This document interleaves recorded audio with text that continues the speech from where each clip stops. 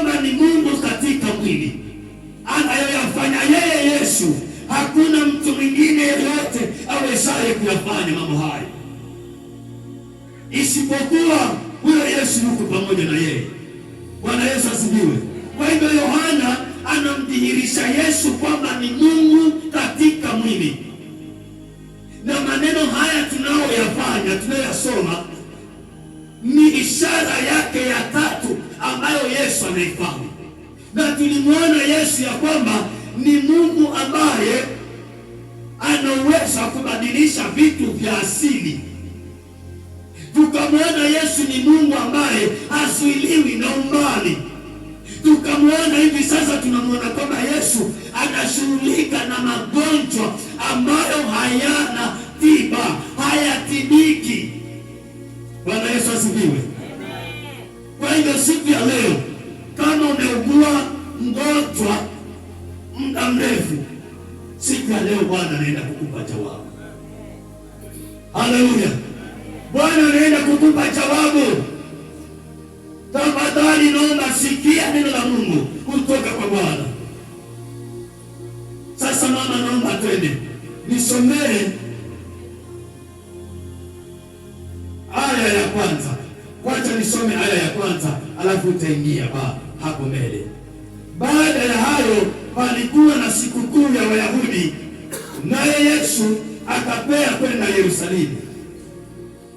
Bwana Yesu asifiwe. Baada ya hayo yapi? Biblia kila tunapolisoma wakati mwingine lazima baada ya hayo. Baada ya hayo. Baada ya hayo ni yapi? Hapo juu tumemwona Yesu ya kwamba anashughulika na tatizo la Wayahudi. Wayahudi wanadai kwamba wanampenda Yesu, lakini hawakumpenda kabisa. Walimpenda kwa sababu walimuona akifanya mambo. Walimpenda kwa sababu walimuona akifanya miujiza. Na hapa tukaona ya kwamba tusimpende mtu kwa sababu ametufanyia kitu, na tumpende mtu kwa sababu tuna haki ya kumpenda. Bwana Yesu asifiwe. Sasa baada ya hayo yaliyo hapo juu ambayo Yesu ameyafanya hapo Galilaya, kumponya yule mwana wa yule diwani wa Kapernaumu. Bwana Yesu asifiwe. Sasa baada ya hayo sasa Yesu anaenda Yerusalemu, maana kulikuwa na sikukuu ya Wayahudi, na Yesu naye alikuwa ni Myahudi. Bwana Yesu asifiwe. Na huko Yerusalemu, twende sasa mama, twende polepole. Kifungu cha pili. Na huko Yerusalemu penye mlango wa kondoo pana birika itwayo kwa Kiebrania Bethzatha, nayo ina matao matano. Bwana Yesu asifiwe. Sasa Yesu anaingia Yerusalemu, lakini anaingia na mlango unaoitwa mlango wa kondoo. Maana Yerusalemu ya zamani ya wakati wa Yesu ilikuwa na milango 10, na Yerusalemu ya sasa ina milango 8. Na ndani ya hiyo milango 10 kuna mlango mmoja ulikuwa unaitwa mlango wa kondoo. Na ndani ya huo mlango ukiingia ndani kuna birika la maji kubwa, lakini limejengewa matao matano. Bwana Yesu asifiwe. Matao ni mahema ambayo yalikuwa yamejengwa kama kapu hivi kando ya hilo birika. Bwana Yesu asifiwe. Alafu Biblia inasema mstari wa 3, soma hapo mama.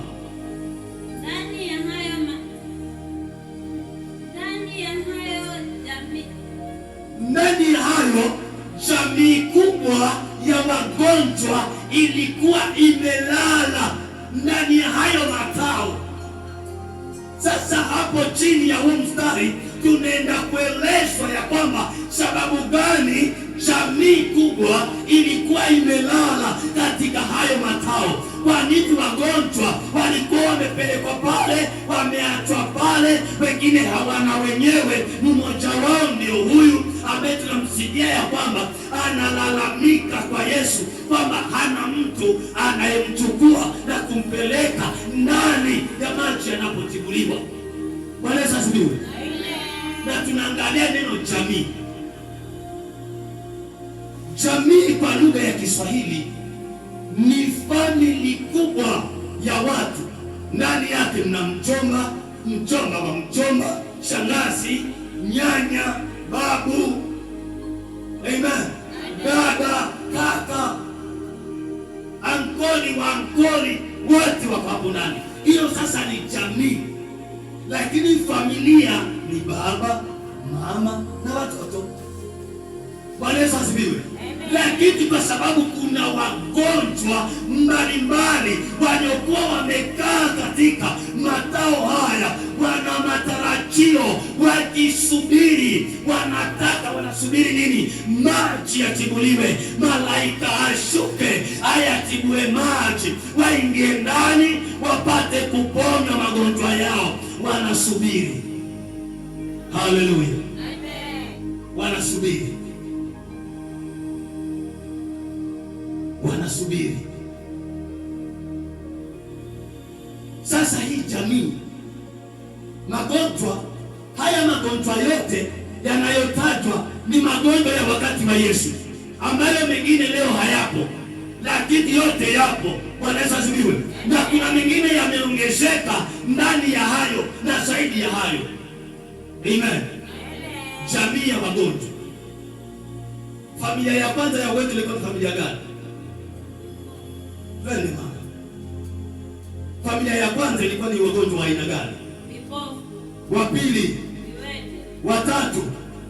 Nao waliopooza. Hizo ni familia tatu za wagonjwa. Maana kama ni vipofu, hakikuwa kipofu kimoja. Kama ni viwete, hakikuwa kiwete kimoja. Kama ni waliopoza, hakuwa aliyepoza mmoja. Sasa tunaenda kuangalia kwa nini Yesu ana construct na mtu mmoja, ndani ya viwete vingi, ndani ya waliopoza wengi, ndani ya watu wengi. Yesu anaangalia mtu mmoja. Na hii ndivyo tulivyoangalia mpaka tukafika mahali tukasema, mwambie jirani yako, Yesu ananitafuta mimi na si mwingine. Yesu hakuja kuokoa watu. Yesu alikuja kwa ajili ya mtu mmoja. Alikuja kwa sababu ya mtu mmoja peke yake. Bwana Yesu asifiwe. Na mtu mmoja si mwingine, ni wewe. Mtu mmoja si mwingine, ni mimi. Yesu alikuja kwa ajili yangu, hakuja kwa ajili yako. Sijui, maana mimi na wewe kila mmoja anajua jinsi anavyomchukulia Bwana Yesu, imani yake kwa Yesu. Bwana Yesu asifiwe. Kwa hiyo mimi ninalojua ni kwamba Yesu alikuja kwa ajili yangu. Na ndio maana naenda bidii mwanangu, kila Jumapili nihakikisheni hapa, kwa sababu Yesu wanako na mimi haki yao. Habari za mama mchungaji mimi hata sijui. Ndio mwenyewe. Bwana Yesu asifiwe. Mama mchungaji ana Mungu wake, na mimi na Mungu wangu. Na kama Mungu wetu ni huyo mmoja, basi anavyombeba, anamtoa thamani yake, na mimi ninamtoa thamani yangu. Tumeangalia katika mafundisho yetu asubuhi, tukasema ya kwamba nina nafasi, si kwamba Biblia alisema tuna nafasi.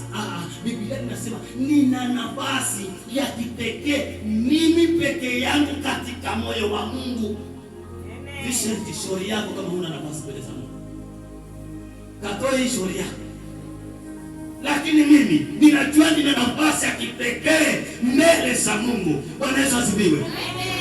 Sasa tunaenda kuangalia kwa sababu gani hawa wagonjwa, jamii kubwa imelala pale, inasubiri, iko pale. Sababu yenyewe ni kuna mabano. Sasa soma hayo maneno yaliyo ndani hayo mabano, umalize hicho kifungu tena, uanze tena kingine. Wakingoja maji yachemke. Jambo la kwanza, wako hapo kwenye hayo matao, kando kando ya birika wakisubiri nini? Wakingoja maji yachemke. Maji yatachemkaje yakiwa birikani? Yatachemkaje? Bwana Yesu asifiwe. Hakuna moto, jua haliwezi kuchemsha maji, lakini maji yatachemkaje? Twende mama, tusikize maji yanachemshwa na nini ndani ya birika. Na kwa sababu gani wanasubiri? Kwa sababu gani wanangojea? Sema sasa. Kwa maana kuna wakati ambapo malaika hushuka akaingia katika lile birika akatibua maji. Basi yeye aliyeingia wa kwanza baada ya maji kutibuliwa akapona ugonjwa wote uliokuwa umempata. Bwana Yesu asifiwe. Sasa sikisha hapa, Biblia linakuasimulia wakati wowote Mungu anadili na mtu mmoja, malaika anaposhuka, maana wanasubiri. Na huyu mtu ambaye tunaelezwa hapa alisubiri kwa muda wa miaka mingapi? 38, bado hajapata kupona. Maana kila anapoingia malaika, anapotibua maji, yeye atakaye, si wao watakao. Neno la Mungu linasema ni yeye atakaye ingia wa kwanza katika birika, maji yanapotibuliwa, ndiye atapona ugonjwa wake. Bwana Yesu asifiwe. Wewe ukitaka kupona ni uwe wa kwanza. Ni mashindano. Wokovu ni mashindano mwanangu. Bwana Yesu asifiwe. Kila mmoja anachechemea kuipata taji iliyo bora kwa Bwana Yesu. Wewe taji yako ni ipi ambayo utaipata? Nikasubiri na mpaka nikasema, nikamtaja mhubiri wetu mkubwa Ng'ang'a, mpaka nikasema anawapiga makofi lakini hawaondoki. Lakini Mungu atamwambia, angalia kazi kubwa uliyofanya, ingia katika ufalme wa baba yako. Bwana Yesu asifiwe. Nikatoa mfano huo. Haleluya. Kwa hivyo Yesu anasema ya kwamba maji yanapotibuliwa, malaika anaposhuka, mwanangu, je, utakuwa wa kwanza kushuka katika birika ukapate kupona, ama utasubiri na huna mtu wa kukuingiza katika birika? Huna mtu wa kukuingiza birikani. Yesu leo yuko hapa, atakuingiza birikani. Yesu hana haja ya kukuingiza birikani. Yesu anakwambia wewe unahitaji kuwa mzima. Bwana Yesu asifiwe. Tutaona hivyo. Haleluya. Sababu ya wagonjwa wamelala pale, viwete vingi vimelala pale, waliopoza wengi wamelala pale, na watu wengi, vipofu vingi wamelala pale, wanasubiri. Kwa hivyo hata kama mgonjwa, hata kama wewe hauwezi, umeteseka muda mrefu, Yesu anakwambia subiri mpaka atakapokuja. Bwana Yesu asifiwe. Sasa nataka tuende tukaangalia. Amen. Na maana pelefu kalole ana imani ushinda nguvu za dhambi. Haleluya. Imani ndiyo kushinda nguvu za dhambi. Unayo hiyo? Hapa unaijua hiyo ya kwamba imani ndio kushinda nguvu za dhambi? Haleluya. Imani unajua kwamba ndio kushinda nguvu za dhambi? Imani yako ndio kushinda nguvu za dhambi. Haleluya. Na kwa sababu hiyo, jambo la kwanza, dhambi ndio husababisha magonjwa na hali zote mbaya zinazopata mtu. Bwana asifiwe. Dhambi ndio sababu na ndio chanzo cha magonjwa na sababu zote mbaya zinazompata mtu. Hapo mwanzo Mungu hakuumba magonjwa, lakini baada ya Adamu kula matunda aliyoambiwa na Mungu asiyale, hapo ndipo dhambi ilipoingia ulimwenguni na laana ikaingia. Miti ikamea miba, kukawa na laana kwa kila kitu. Tunatafuta chakula kwa jasho, chochote tutakachokifanya kwa sababu ya matokeo ya dhambi. Bwana Yesu asifiwe.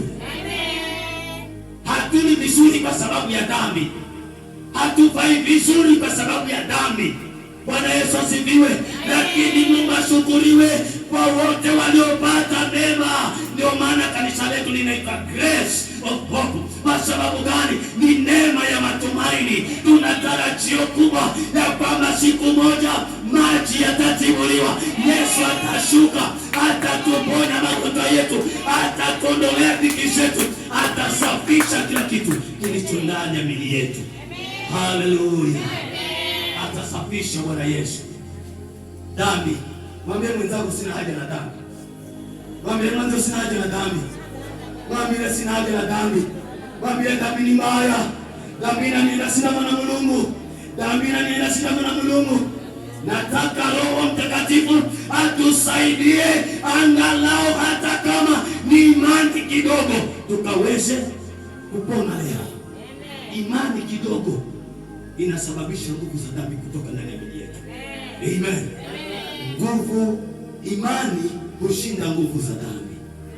Je, tunayo imani? Je, tunayo imani? Haleluya. Jambo lingine. Nisomee mama. Kwa mlango wa 5 pasipoti. Soma pasipoti. Mstari wa 14. Mstari wa 14.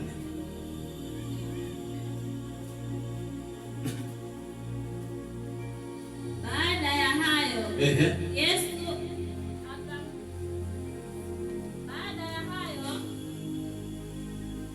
Yesu akamkuta ndani ya hekalu, akamwambia. Akamwambiaje? Angalia. Umekuwa mzima. Usitende dhambi tena. Usitende dhambi tena. Kwa sababu gani? Kupata jambo lingine baya zaidi kuliko hilo la kwanza. Bwana Yesu asifiwe. Kwa hivyo tunaona ya kwamba dhambi ndio chanzo cha huyu mtu kupoza. Dhambi ndio chanzo cha huyu mtu kwa kiwete. Dhambi ndio chanzo cha huyu mtu kwa kipofu. Dhambi ndio chanzo cha wewe kupata maradhi ulionayo. Bwana Yesu asifiwe. Sasa Yesu anaenda kushughulikia dhambi ndani ya moyo wako, upate tumaini jipya, upate uponyaji mpya. Yesu anaenda kuumba tena. Bwana Yesu asifiwe. Swali ni moja, Yesu anaenda kukuuliza mchana wa leo. Itategemea imani yako. Amen. Ama inategemea imani yangu, ndapata itatika moyo wangu. Kila mmenga nena kwa nguvu, inategemea imani yangu nipate hitaji langu. Leo mwanangu, Mungu amenituma kwako leo kama mtumishi wa Mungu. Niko hapa kama mtume. Nataka kusema imani yako ndiyo itakayokupatia mke baraka. Imani yako ndiyo itakayokupatia mke Vincent. Ya kwamba huyo Mungu, ile imani ulionayo itakupa mche mto. Agnes, imani yako mama ndiyo itakayokupatia mume mwenye nyumba nzuri. Kile unachokiamini leo ndio kinaenda kufanya kazi leo. Unaamini nini? Nguvu ya imani. Imani kushinda nguvu za dhambi. Bwana Yesu asifiwe. Yesu anasema katika neno lake, mtapokuwa na imani hata chembe ya haradali, mungewaambia mlima huu ng'oka ukajitike na ukajitose baharini, nao ungetii, kwa sababu ya hako ka imani uliko nako ndani yako. Kwa hivyo kama unateseka katika magonjwa, imani yako leo itakuponya. Riziki mwanangu, imani yako leo wende kakufungua. Haleluya. Haleluya. Na kuna wengine ambao imani zao mahadi maende kubeberwa ni kanisa ama jisume nyabe wewe. Maana hiyo ndio hoso haha wewe kana imani. Bwana tusali. Tusome tena. Ngoja nitakwambia mama. Nitakwambia mama hata usiwe na haraka. Sasa hivi. Amen.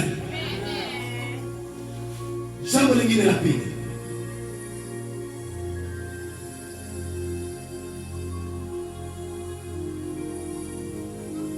Kila mmoja imani, kila mmoja kutarajia.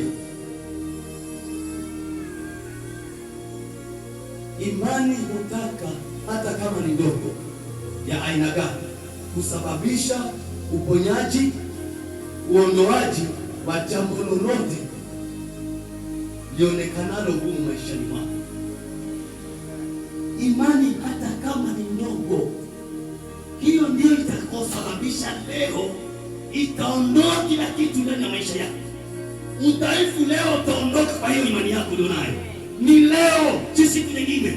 Ni leo, maana Bwana yuko hapa. Yule aliyemponya Lazaro, Yesu yule aliyemfufua Lazaro ndio Yesu ambaye yuko hapa. Hana tofauti.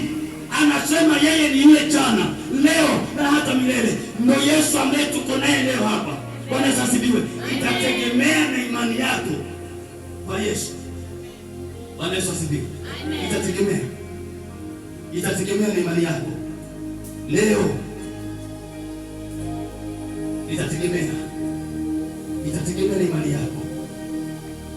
Kuna matarajio mawili ndani ya mtu ama maishani mwa mtu. Ni matarajio mawili katika maisha ya watu wote duniani. Bwana asifiwe. Kuna matarajio mangapi? Mawili peke yake ambayo yanatarajiwa na watu wote duniani. Na tarajio la kwanza lina 95%. Tena nimelipatia 95, lakini mwende likawa hata 97. Bwana asifiwe. Alafu tarajio la tatu lina 5% peke yake. Na tuende tuangalie matarajio haya ni yapi. Tarajio la kwanza, hata mimi tayari, kila mmoja duniani mwanangu anatarajia ya kwamba maisha yake yatabadilika kutoka hali yaliyo sasa mpaka hali nyingine ya juu. Ndivyo kila mmoja anavyotarajia. Mama Joyce, wataka kunambia hivyo pamoja na mama Kato, ndio umri wenu. Hamtarajii kwa matajiri? Matarajio. Hili ni tarajio ambalo liko kwa kila mmoja wetu. Hili ni tarajio ambalo liko kwa wanadamu wote, ambalo kila mmoja anatarajia mambo yake ama maisha yake yatoke katika hatua moja hadi hatua nyingine. Kama wewe ni maskini, unatarajia kuwa tajiri. Kama wewe ni tajiri, unatarajia kuwa katika utajiri wako uende katika viwango vya usultani. Bwana asifiwe. Na kama wewe ni mgonjwa, unatarajia kuwa mzima. Ndio maana wagonjwa wamengoja pale katika yale matao, wakimngoja malaika wa Bwana akishuka atibue maji. Lakini swali ni, atakayekuwa wa kwanza ndiye atakayepona. Bwana Yesu asifiwe. Sasa Yesu leo yuko hapa, anaenda kukuuliza swali, maana yule mtibu wa maji ndio leo tuko naye.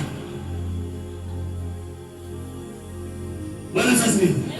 Anakuuliza swali, lakini undahola kaisa hali ya kwako ulionayo kulingana na imani ulionayo. Leo amenituma kwa watu, leo amenituma kwako. Leo unaenda kupata muujiza wako.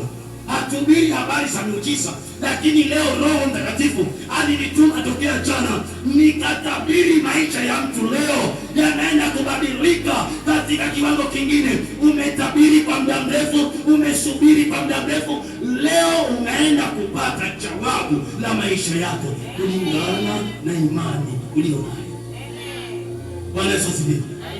Leo unaenda kupata majibu kwa maswali yako. Leo utapata majibu yako. Utapata leo. Haleluya. Na tarajio la mwisho ambalo ni la pili. Sasa hili la kwanza, nani ambaye anataka kubaki katika maisha yake aliyonayo hapa? Yaani shori hizo boto kubaki visho. Au tugaje? Nataka kubaki. Au na hakika. Bwana Yesu asifiwe. Una hakika ya kwamba unataka kubaki hivyo? Haleluya.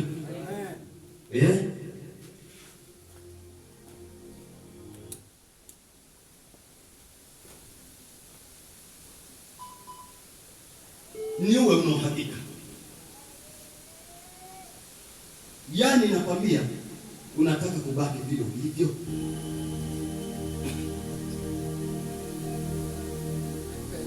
Nani ambaye unataka kubaki vile ulivyo? Hautaki utajiri, hautaki mume mzuri, hautaki mke mzuri, hautaki maisha yako badilike, unataka kubadilika. Hayo ndio matarajio ambayo watu wote, hata wale ambao hawajampokea Yesu, wanatarajia maisha yao yabadilike. Lakini siku ya leo nakwambia mtu wa Mungu ya kwamba Yesu yuko hapa, anaenda kubadilisha, anaenda kupindua historia yako juu chini, katika jina la Yesu. Historia ya mtu inaenda kubadilika leo. Leo historia ya mtu inaenda kubadilika. Lakini Yesu anatafuta mtu atakayekuwa na bidii kuingia katika birika. Maana birika ni kubwa na jamii kubwa imewekwa pale. Bwana Yesu asifiwe. Yesu yuko hapa, kila mmoja namsubiri. Hata mimi mchungaji namsubiri Yesu ayabadilishe maisha yangu. Bwana Yesu asifiwe. Nitatoka kuta na pikipiki kumbo la mtu baada kumbo na malagari babijo na enza Mungu anisaidie na nitapata kulingana na imani yangu. Naamini ya kwamba Mungu atanisaidia, watu wa Mungu. Na leo Yesu huyo anaenda kubadilisha historia ya maisha yako. Shangwe na vigelegele kwa Yesu. Sema Yesu anaenda kubadilisha maisha yangu. Yesu anaenda kubadilisha maisha yangu. Yesu anaenda kubadilisha maisha yako siku ya leo. Tarajio la mwisho ni hili. Ni wachache sana, 5% ulimwengu mzima, wanaotarajia ya kwamba katika umasikini wao, lakini siku moja Yesu atarudi. Katika utajiri wao, Yesu siku moja atarudi. Katika ugonjwa wao, Yesu siku moja atarudi. Nikatoa mfano nikasema, kuna tunda huku kwetu linaloitwa kuyu, ambalo hilo likiwa limeiva linaonekana katika muonekano mzuri, lakini ndani yake limeoza. Hata kama tunaishi na magonjwa, lakini kwa imani tunatarajia Yesu atakuja. Hata kama tunapitia hali ngumu, lakini kwa imani tunatarajia Yesu atatuondoa. Maana Yesu akiwa ndani yangu, kila kitu atakiondoa. Nimerithi uzima wa milele, na katika uzima wa milele kila kitu kinakuwa shwari katika maisha yangu. Bwana Yesu asifiwe. Sasa ni 5% peke yake. Unafikiri 5% mwanangu ulimwengu mzima ni watu kidogo? Unafikiri hivyo? Unafikiri hivyo? Watu 5% ni wengi sana. Na Biblia inanena hivyo. Njia ni mbili, iendayo potevuni na iendayo uzimani. Lakini ile ambayo inaenda potevuni ndio imebeba 5% kubwa. Lakini ile nyembamba ambayo imesonga imebeba 5% kidogo. Bwana Yesu asifiwe. Na hivyo ndivyo ilivyo. Wanaompenda Yesu kwa moyo wao wote ni kidogo. Kila mtu anatarajia kwamba siku moja maisha yake yatabadilika kutoka vile alivyo hadi viwango vingine anavyovitarajia. Na sio watu wote wanaotarajia kuja kwake Yesu Kristo kama ilivyo ahadi. Bwana Yesu asifiwe. Kwa hivyo hata kama unapitia dhiki ya aina gani, lakini inakupasa usubiri mpaka pale Yesu atakapokuambia unataka kuwa mzima. Nisomee verse 6b. Verse 6b.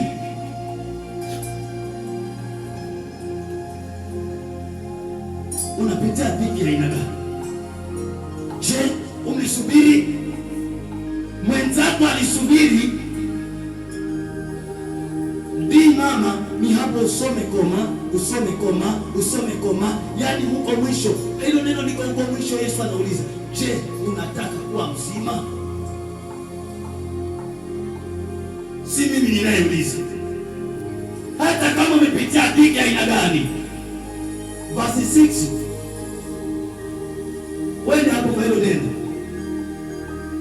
Yesu anauliza, hata kama unapitia dhiki aina gani, inakupasa usubiri mpaka pale Yesu atakapokuuliza swali. Na leo anakuuliza, Yesu anatuulizaje mama? Naomba tuambie, Yesu anakuuliza nini?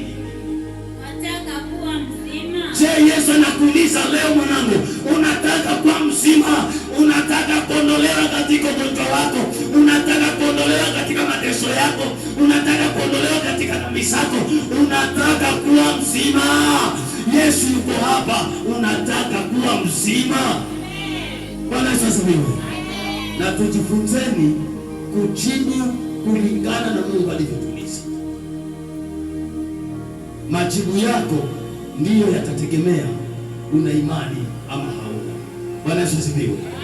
Maombi yako hapa tukifika wakati wa kuomba ndiyo yanategemea, yanakueleza una imani ama hauna.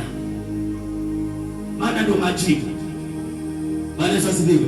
Si umeomba, Yesu anakujibu sasa kwamba kile ulichokiomba ndio kinategemea una imani ama huna. Utapokea ama hutapokea. Bwana Yesu asifiwe. Hicho ulichokiomba ndio Yesu anakwambia utapokea ama hutapokea. Amekuuliza, je, unataka kuwa mzima? Unataka kuwa mzima? Nisomee verse 3 mstari wa 3.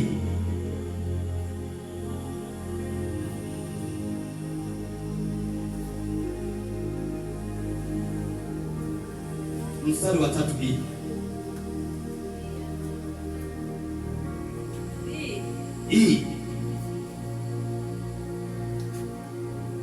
unaanza hapo kwenye hizo hayo mabano haya, wakingoja maji yachemke. Endelea. Kwa maana kuna wakati ambapo malaika hushuka akaingia katika lile birika, akayatibua maji. Basi yeye aliyeingia wa kwanza baada ya maji kutibuliwa akapona ugonjwa wote uliokuwa umempata. Bwana Yesu asifiwe. Amen. Je, utakuwa wa kwanza leo? Yesu anakuuliza, utakuwa wa kwanza? Amen. Amen.